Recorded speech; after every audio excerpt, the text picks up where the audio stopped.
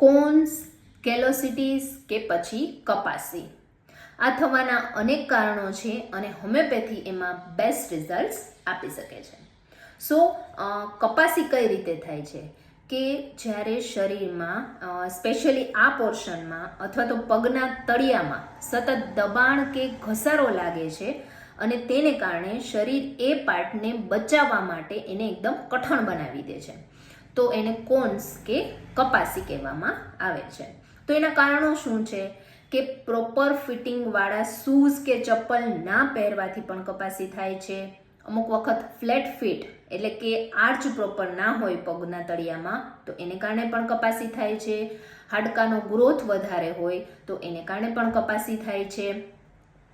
અથવા ચામડીમાં સતત ઘસારો લાગે છે સતત ઊભા રહેવાથી કે પછી ચાલવાથી તો એને કારણે પણ કપાસી થઈ શકે છે. સો હોમિયોપેથિક મેડિસિન્સ એમાં કઈ રીતે ઉપયોગી થઈ શકે છે? નંબર 1, એન્ટીમ ક્રૂડ 30. જ્યારે કોન બહુ મોટી સાઇઝનું હોય, દુખાવો કરતું હોય અને પ્રેશર આપવાથી સખત પેઇન થતું હોય તો એન્ટીમ ક્રૂડ 30 આ મેડિસિનને 3 times a day 10 થી 15 દિવસ લેશો તો એ પાર્ટ સોફ્ટ થઈ અને કોન નીકળી જશે.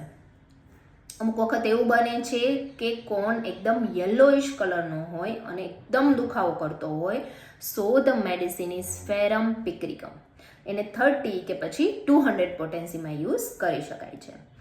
કોન એકદમ સેન્સિટિવ હોય, ટચ કરવો તો રાડ નીકળી જાય એવો દુખાવો થતો હોય ત્યારે હેપાર સલ્ફ 30 અથવા તો 200 પોટેન્સીમાં યુઝ કરી શકાય છે. કોન એવું હોય કે જેને ટચ કરો તો સખત દુખાવો થતો હોય પરંતુ પ્રેશર આપો તો એમાં બહુ બેટર ફીલ થતું હોય તો બ્રાયોનિયા 30 કે પછી 200 પોટેન્સીમાં યુઝ કરી શકાય છે. પગને લટકાવવાથી જ પેઇન થતું હોય કોનમાં અને બાકી પેઇન નથી થતું, સો ધ મેડિસિન ઇઝ રેનનક્યુલસ બલ્બોઝા 30 કે પછી 200 પોટેન્સીમાં એને યુઝ કરી શકો છો. સો આવી રીતે હોમિયોપેથીમાં કોન્સ માટે અનેક મેડિસિન છે. વન મોર થિંગ કે જ્યારે જીમમાં વર્કઆઉટ કરો છો અને આ પોર્શન એકદમ કઠણ થઈ જાય છે, કેલોસિટીસ બની જાય છે અને સખત દુખાવો થાય છે, સો ધ મેડિસિન ઇઝ રેડિયમ બ્રોમ.